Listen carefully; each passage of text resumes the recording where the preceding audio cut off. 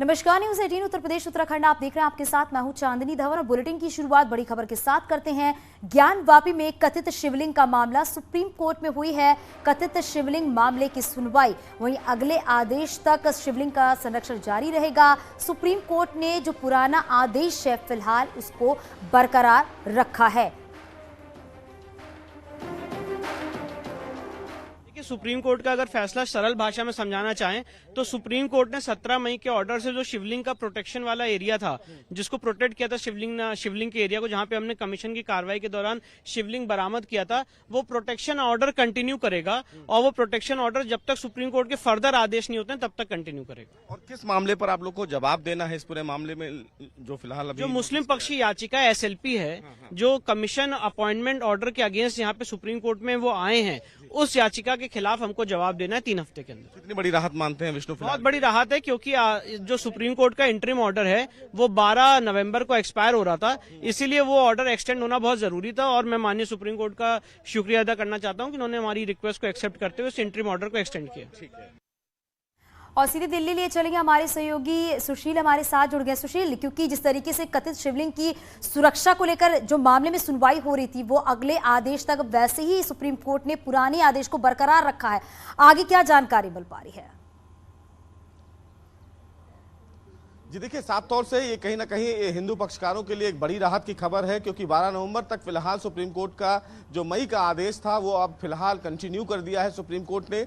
वहीं supreme court में मस्जिद कमेटी की तरफ से ये कहा गया है कि जो फिलहाल वहां पर कोर्ट कमिश्नर की नियुक्ति के मामले को लेकर वो सुप्रीम कोर्ट पहुंचे थे, वो याचिका फिलहाल अब इस पूरे मामले में अभी स्टैंड करती है। हालांकि हिंदू पक्षकारों की तरफ से इस चीज का विरोध किया गया, लेकिन सुप्रीम कोर्ट ने हिंदू पक्षकारों से इस मामले पर जवाब मांगा है कि वो 3 हफ्ते में जवाब दाखिल करें। वहीं दूसरा जो डेवलपमेंट है वो ये है कि जो दूसरा डिवीजन सूट फिलहाल वाराणसी कोर्ट्स में चल रहे हैं, जिसको फिलहाल डील वहां के की जो जिला अदालत है वो कर रही है, उन तमाम याचिकाओं को एक साथ क्लब करके एक जज के द्वारा सुनवाई करने की बात कही गई है। हालांकि सुप्रीम कोर्ट ने यह आदेश जारी किया है और यह कहा है कि डिवीजन सूट जो दूसरा चल रहा था वाराणसी कोर्ट में, उन तमाम याचिकाओं को एक साथ सुनने के लिए जिला जज के सामने आवेदन दाखिल किया जाए और जिला जज ये तय करेंगे कि क्या इन तमाम मामलों से लंबित जो तमाम मुकदमे हैं उनको फिलहाल जिला जज सुने या ना सुने, ये वही तय करेंगे। हालांकि अब सुप्रीम कोर्ट में 3 हफ्ते के बाद दोबारा सुनवाई होगी, लेकिन तब तक फिलहाल जो मस्जिद कमेटी को लेकर या मस्जिद में जो कथित शिवलिंग की बात कही जा रही थी वो यथास्थिति बरकरार रहेगी। यानी कि जो फिलहाल वहां का प्रोटेक्टेड एरिया था वहां पर प्रोटेक्शन लगातार जारी रहेगी, पैरामिलिट्री फोर्सेस तैनात रहेंगी। ये बिल्कुल सुशील, और ये भी है कि 3 हफ्ते के बाद अगली सुनवाई होगी, तो देखना होगा कोर्ट का क्या रुख रहता है। शुक्रिया इस पूरी जानकारी के लिए। और वाराणसी में पीएम गति शक्ति मल्टी मॉडल जलमार्ग सम्मेलन में सीएम योगी के साथ केंद्रीय मंत्री पीयूष गोयल, सर्बानंद सोनोवाल भी मौजूद हैं। और सीएम योगी आदित्यनाथ क्या कुछ कहना है, सुनाते हैं हम आपको। कुशीनगर से, गाजीपुर से, जौनपुर से, चंदौली से, इन जनपदों से जब कृषि उत्पाद एक्सपोर्ट होने लग जाए तो यह किसान की आमदनी को कई गुना बढ़ाता तो है ही, साथ साथ उसके मन में एक विश्वास भी जागृत करता है।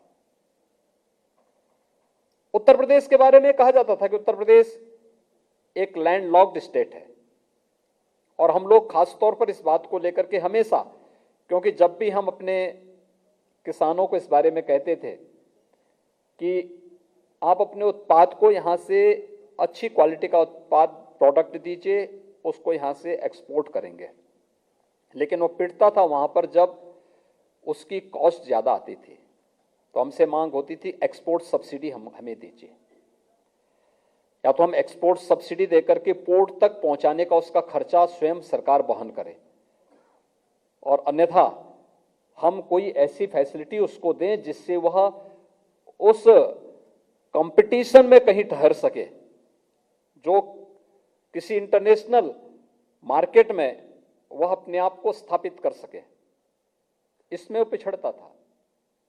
लेकिन हम आभारी हैं आदरणीय प्रधानमंत्री जी के कि देश का पहला inland waterway Varanasi to Haldia के बीच में उन्होंने प्रारंभ किया है, और आज उसकी यहाँ वाराणसी में हम लोगों ने 15 जेटी जो यहाँ से यात्रियों को ले जाने और उस परिवहन की सुविधा को तेजी के साथ आगे बढ़ाने में मदद करेंगे। कुछ का लोकार्पण किया है, कुछ का हम लोगों ने शिलान्यास का कार्यक्रम संपन्न किया है। कोरोना कालखंड में हम लोग उत्तर प्रदेश से, कोरोना कालखंड में आपने देखा होगा कि बहुत सारी गतिविधियां एक प्रकार से बाधित हो गई थी, लेकिन एग्रीकल्चर का एकमात्र सेक्टर ऐसा था जिसमें ग्रोथ आया था। और उस समय हम लोगों ने यहां से बहुत सारी सब्जियां और बहुत सारे फ्रूट्स यहां से एक्सपोर्ट किए थे और उसमें भी इनलैंड वाटरवे का हम लोगों ने सहयोग लिया था। यहां से आम भी बाहर गए थे, अमरूद गए थे, ड्रैगन फ्रूट का भी उत्पादन हमारे यहां के उत्तर प्रदेश के कुछ किसानों ने प्रारंभ किया था। ये सभी सुविधाएं प्राप्त होने का आज परिणाम हम सबके सामने है। और मेरा मानना है कि अगर पहले ऐसा नहीं कि जल परिवहन की सुविधा पहले लोग न लेते रहे हों, उत्तर प्रदेश के अंदर जल मार्ग से आज से 35 साल, 40 साल, 50 साल पहले बड़ी बड़ी नौकाओं के माध्यम से यहां पर कोयला आता था, यहां से गुड़ और खाद्यान्न यहां से फिर दूसरे बाजारों में जाता था। लेकिन समय के बाद हिमालय से आने वाली नदियों में अधिक सिल्ट होने के नाते नदियां छिछली होती गईं, उसका उपयोग बंद होता गया और लोगों ने सड़क मार्ग का और मालगाड़ियों का उपयोग करना शुरू किया। जब यह ज्यादा महंगा साबित होने लग गया तो यहां से लोगों ने पलायन करना शुरू किया। जो लोग पहले यहां से उत्पादन करके अपने माल को मार्केट में बेचने का काम करते थे या भेजने का काम करते थे, जब उनके पास कार्य नहीं रह गया तो उन्होंने पलायन करना शुरू किया। तो यहां से पलायन किए। याद करिए पिछले 60-70 वर्षों के इस पलायन के इतिहास को। पूर्वी उत्तर प्रदेश से कभी दक्षिण पूर्व एशिया के देशों के लिए और दुनिया के तमाम अन्य देशों के लिए बड़े पैमाने पर मजदूर बनकर के गए लोग। फिर उसके बाद यहां से कोलकाता के लिए लोग गए। जब कोलकाता का उद्योग ट्रेड यूनियन का शिकार हुआ तो फिर वहां के बाद लोगों ने मुंबई के लिए और देश के अन्य भागों के लिए प्रस्थान किया। कोरोना कालखंड में जब लॉकडाउन लगा तो पीयूष जी हमेशा फोन से इस बात के लिए नाराज होते थे, क्या हम करेंगे, इतनी बड़ी संख्या में लोग कहां जाएंगे। और ये मुझसे कहते थे कि आप लोग उत्तर प्रदेश के अंदर जो प्रवासी कामगार श्रमिक आएंगे इनकी व्यवस्था कैसे करेंगे। तो मैंने कहा एक संख्या कितनी होगी। उन्होंने कहा इस संख्या 1 करोड़ तक पहुंचेगी। मैंने कहा 1 करोड़ ने, उत्तर प्रदेश की आबादी 25 करोड़ है, 1 करोड़ लोग तो यहाँ आसानी से आ जाएंगे, आप चिंता क्यों कर रहे हैं इसकी। मैंने कहा इससे उत्तर प्रदेश से बिल्कुल निश्चिंत रहिए। और उत्तर प्रदेश में 40 लाख प्रवासी कामगार और श्रमिक उस दौरान आए थे। हमने काम जरूर किया था। जितने लोग आ रहे थे उत्तर प्रदेश से, उन सभी नाकों में हम लोगों ने अपनी टीम रखी थी। उन लोगों को रहने की व्यवस्था, उनके खाने की व्यवस्था, उनका मेडिकल चेकअप की व्यवस्था और साथ साथ उनकी स्किल मैपिंग भी हम करते थे। स्किल मैपिंग के माध्यम से कौन व्यक्ति क्या काम, कौन कंप्यूटर ऑपरेटर है, कौन व्यक्ति ड्राइवर है, कौन टेलर मास्टर है, कौन व्यक्ति श्रमिक है, कौन व्यक्ति किस फील्ड में काम करता है, इन सब की स्किल मैपिंग भी हम लोगों ने की। और फिर वहां से हम उनको उनके जनपद की बसेस में पूरी सूची के साथ भेजते थे कि इतने लोग हैं, इनमें से ये लोग इस कार्य में लगेंगे, इनको इसी प्रकार के कार्य के साथ जनपद में जोड़ने का कार्य भी करेंगे। अब आश्चर्य करेंगे कि हम लोगों ने लॉकडाउन को छोड़ दें, उत्तर प्रदेश के अंदर पूरे कोरोना कालखंड में एक भी उद्योग बंद नहीं होने दिया था। हमने वहां पर कुछ सावधानी रखी थी। सावधानी के रूप में हम लोगों ने वहां पे कुछ कार्यक्रम किए थे, क्योंकि तब तक तकनीक का बेहतरीन उपयोग होना प्रारंभ हुआ था। कोविड हेल्प डेस्क बनाए, कोविड केयर सेंटर भी जहां आवश्यकता पड़ी कि 10 से अधिक लोग कहीं कार्य कर रहे हैं, वहां पे हमने कोविड केयर सेंटर दिए। जब सेकेंड वेव के दौरान ऑक्सीजन की कमी पड़ी तो हम लोगों ने वहां पे ऑक्सीजन के सिलेंडर भी उपलब्ध कराए और ऑक्सीजन जहां आवश्यकता पड़ती थी वहाँ ऑक्सीजन के प्लांट भी हम लोगों ने लगवाए, लेकिन कार्य रुकना नहीं चाहिए, क्योंकि कार्य रुकेगा तो बड़ी पैमाने पे लोग बेरोजगारी छाएगी, लोग सड़कों पे आएंगे, अव्यवस्था फैलेगी। यह नहीं होने देना है और उसका परिणाम हम सबके सामने रहा। ये प्रेरणा प्रधानमंत्री मोदी जी की थी। उत्तर प्रदेश जैसे राज्य में कोविड प्रबंधन का कार्य करना है। पीएम साहब ने एक नारा दिया, सबसे पहले आपको याद होगा, जीवन और जीविका को बचाने की। पहले जान है जहान है, फिर जीवन और जीविका दोनों को बचाने की। फिर उन्होंने नारा दिया था कि जो जहां है वहीं उपचार कराओ। तो लोग उसकी बात, इससे पहले की कुछ बात समझ पाते, हम लोगों ने अपने यहाँ की सभी आंगनवाड़ी कार्यकर्तियों को इसकी ट्रेनिंग दी और हम लोगों ने कहा आप डोर टू डोर जाकर के स्क्रीनिंग करिए।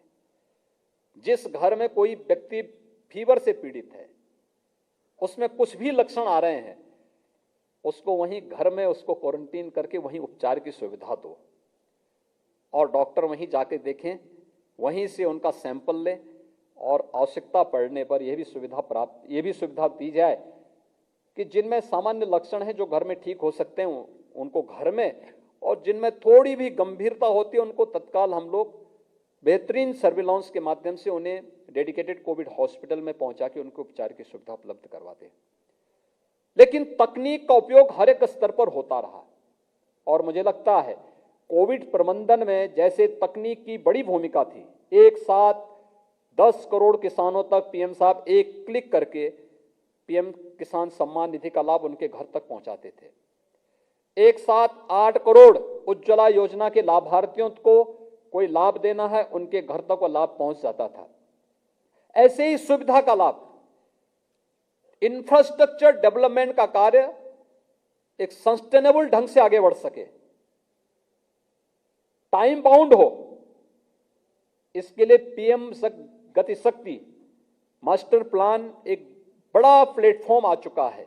और मेरा मानना है उत्तर प्रदेश में इनलैंड वाटरवे की अपार संभावनाएं हैं।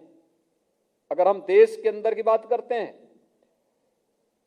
तो स्वाभाविक रूप से उत्तर प्रदेश इस मामले में सबसे धनी राज्य माना जाएगा, जिसमें पर्याप्त मात्रा में जल संसाधन मौजूद है और हिमालय से आने वाली सदाबहार नदियों के माध्यम से जहां पर इन संभावनाओं को बहुत अच्छे ढंग से आगे बढ़ाया जा सकता है। मैं पीयूष जी का भी और सोनोवाल जी के भी संज्ञान में इस बात को लाना चाहूंगा कि हिमालय से आने वाली नदियों में सिल्ट बहुत बड़े पैमाने पे आता है और उसके कारण नदियां छिछली हुई हैं, वो फैली हैं बहुत। जब हम लोग 2017 में आए थे, उत्तर प्रदेश में 38 जनपद ऐसे थे जो बाढ़ से प्रभावित होते थे। हर वर्ष बाढ़ का उसमें प्रभाव पड़ता था। थोड़ी भी बारिश पड़ती थी, बाढ़ आ जाती थी और उसमें सैकड़ों करोड़ रुपए खर्च होते थे और उस पैसे के नाम पर बहुत जगह तो लूट खसोट होती थी। हम लोग आए, आखिर इसका समाधान क्या हो सकता है? तो मैं एक जगह गया था जहां हर वर्ष लगभग 125 करोड़ रुपए खर्च होते थे केवल बाढ़ प्रबंधन के नाम पे। मुझे बड़ा अजीब सा लगा 2017 में ही। मैंने कहा ये काम करो, इस कार्य नहीं होगा इस बार बाढ़ आने दो। लेकिन मुझे उसी जगह से अगले दिन जाना पड़ा था, तो मैंने अपने हेलीकॉप्टर के जो चॉपर का जो पायलट था उससे मैंने कहा ये काम करो, थोड़ा इसको नीचे करके मुझे दिखाओ क्या है ये। मैं वहां पे गया था, तो मैंने वापस आने के बाद फिर बैठक की और मैंने संबंधित विभाग से कहा, मैंने कहा अगर हम लोग बाढ़ प्रबंधन की बजाय वहां पे नदी को चैनलाइज कर लें। उन्होंने कहा ये कैसे हो पाएगा? मैंने कहा ड्रेजिंग करके। कहा कैसे हो पाएगा? मैंने कहा ड्रेजर मंगाओ। उन्होंने कहा ड्रेजर तो हमारे पास है। तो मैंने कहा जो है उसका उपयोग तो करो। आप आश्चर्य करेंगे कि जिस पे 125 करोड़ रुपए खर्च होते थे, मात्र 5 करोड़ रुपए में हम लोगों ने ड्रेजिंग करके पूरी नदी को 12 किलोमीटर चैनलाइज कर लिया था। और आज आप देख रहे होंगे उत्तर प्रदेश के अंदर बामुश्किल 4 से 5 जनपदों में बाढ़ आती है और इसको भी हम बहुत शीघ्र नियंत्रित करेंगे। और मेरा मानना है इनलैंड वाटरवे की दृष्टि से उत्तर प्रदेश के अंदर किसानों की आमदनी को और आदरणीय प्रधानमंत्री जी के संकल्प को पूरा करने के लिए कि आत्मनिर्भर भारत की इस परिकल्पना को साकार करना है, तो आत्मनिर्भरता के इस लक्ष्य को प्राप्त करने के लिए कृषि उत्पाद के लिए खाद्यान्न में उत्तर प्रदेश नंबर 1 पर है, शुगर प्रोडक्शन में नंबर 1 पर है, दुग्ध उत्पादन में उत्तर प्रदेश नंबर 1 पर है। उत्तर प्रदेश एमएसएमई का उत्तर प्रदेश में सबसे बड़ा जो क्लस्टर है देश के अंदर वो यूपी के अंदर मौजूद है, और आदरणीय प्रधानमंत्री जी के ही मार्गदर्शन में उत्तर प्रदेश ने अपने एमएसएमई को 1 डिस्ट्रिक्ट 1 प्रोडक्ट के नाम पर पूरे देश के अंदर उसको प्रमोट करने का, उसके प्रमोशन करने के लिए जो कार्यक्रम चलाए हैं, ये सभी कार्यक्रमों को ध्यान में रखते हुए जो मैंने पहले ही बताया कि 1 वर्ष के अंदर इनलैंड वाटरवे की सुविधा का लाभ लेकर के उत्तर प्रदेश ने अकेले वाराणसी के आसपास के जनपदों से हम लोगों ने 3,700 करोड़ रुपए के एमएसएमई के प्रोडक्ट को एक्सपोर्ट किया है। स्वाभाविक रूप से ढेर सारी संभावनाएं उत्तर प्रदेश के अंदर मौजूद हैं, और इन सभी संभावनाओं को आगे बढ़ाने के लिए हम लोग आदरणीय प्रधानमंत्री जी के आभारी हैं, और मैं धन्यवाद दूंगा कि आज पीएम गतिशक्ति के नेशनल मास्टर प्लान के इनलैंड वाटरवे कॉन्क्लेव का 2 दिवसीय आयोजन के लिए वाराणसी, जो हमारी सांस्कृतिक राजधानी कही जाती है, उस वाराणसी में यह कार्यक्रम आज आयोजित हो रहा है। इस 2 दिवसीय कार्यक्रम में हम उन सभी संभावनाओं को देखेंगे जिन संभावनाओं से हम आदरणीय प्रधानमंत्री जी के उस संकल्प को जमीनी धरातल पर उतारने में मदद मिलेगी। मुझे पूरा विश्वास है यह कोई ठोस निष्कर्ष पर पहुंच करके और आगामी योजनाओं को राज्य सरकार के साथ, लोकल प्रशासन के साथ मिलकर के हम इसको पूरी प्रतिबद्धता के साथ क्रियान्वित करने का कार्य करेंगे। मैं एक बार फिर से इस 2 दिवसीय कॉन्क्लेव के अवसर पर इस पूरे आयोजन के प्रति अपनी शुभकामनाएं देता हूं और विश्वास व्यक्त करता हूं कि बाबा भोलेनाथ, बाबा विश्वनाथ जी की कृपा से और मां गंगा की कृपा से ये पूरा कॉन्क्लेव अपने निष्कर्षों को प्राप्त करेगा। आप सबके प्रति मेरी शुभकामनाएं। धन्यवाद। जय हिंद।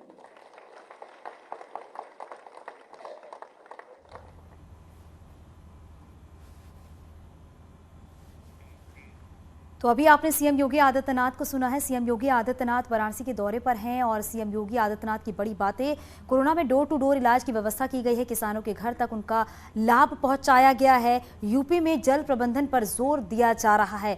और साथ ही 2017 से पहले यूपी के हर जिले में बाढ़ आती थी, लेकिन अब आपको बता दें कि सिर्फ 4 से 5 जिलों में बाढ़ आती है, और अब यूपी में सिर्फ 4 से 5 जिलों में बाढ़ है। तो किस तरह की व्यवस्थाएं की जा रही हैं सरकार की तरफ से, उसका जिक्र किया है सीएम योगी आदित्यनाथ ने। और प्रयागराज से खबर मिल रही है, बाहुबली और माफिया डॉन अतीक अहमद की पत्नी शाइस्ता परवीन प्रयागराज से मेयर का चुनाव लड़ेंगी, जिसको लेकर शाइस्ता परवीन ने प्रयागराज में प्रेस कॉन्फ्रेंस की है। इस दौरान उन्होंने कहा है कि वो बीएसपी और AIMIM गठबंधन के प्रत्याशी के तौर पर चुनाव लड़ेंगी और जल्द ही बीएसपी अध्यक्ष मायावती से भी मुलाकात करेंगी।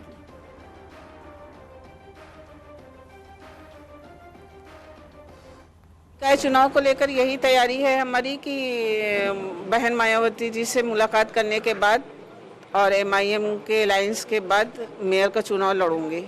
अगर क्या मायावती जी से भी मिलने का आपका प्लान है, और अगर गठबंधन नहीं होता तो क्या तब भी लड़ेंगी चुनाव? नहीं, गठबंधन अगर नहीं होता है तो उसके बाद फिर सांसद जी से बात करके वो सांसद जी बताएंगे कि क्या करना है आगे की रणनीति सांसद जी बताएंगे। मेयर क्यों बनना चाहती हैं, क्या मन में है? चूंकि अभी आपने कभी चुनाव नहीं लड़ा, अभी तो परिवार में सांसद जी ही चुनाव लड़ते रहे, तो क्यों ऐसा आप चाहती हैं चुनाव लड़ना, और क्या मन में इच्छा है कि मेयर बनकर क्या करना चाहती हैं?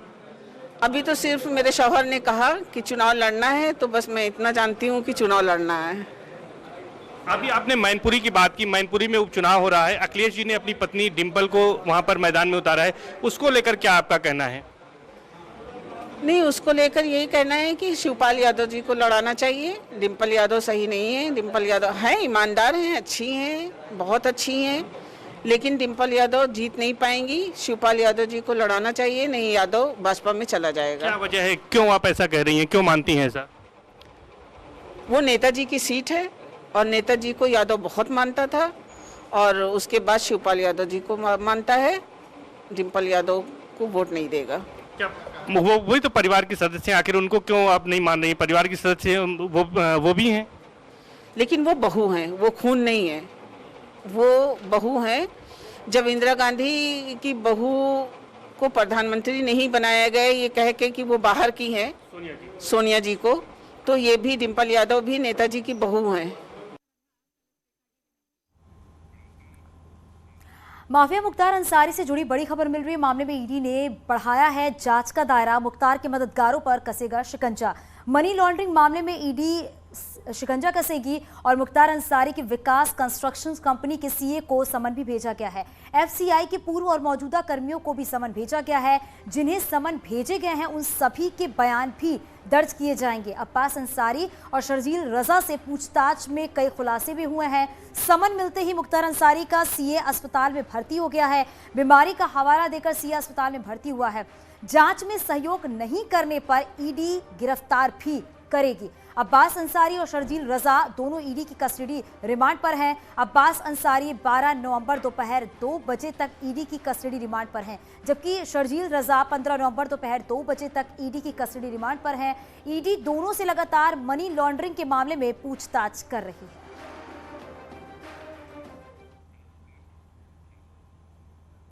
आगे भी खबरें जारी है, यहां रुकेंगे छोटे से ब्रेक के लिए, जल्द लौटते हैं। आप देख रहे हैं न्यूज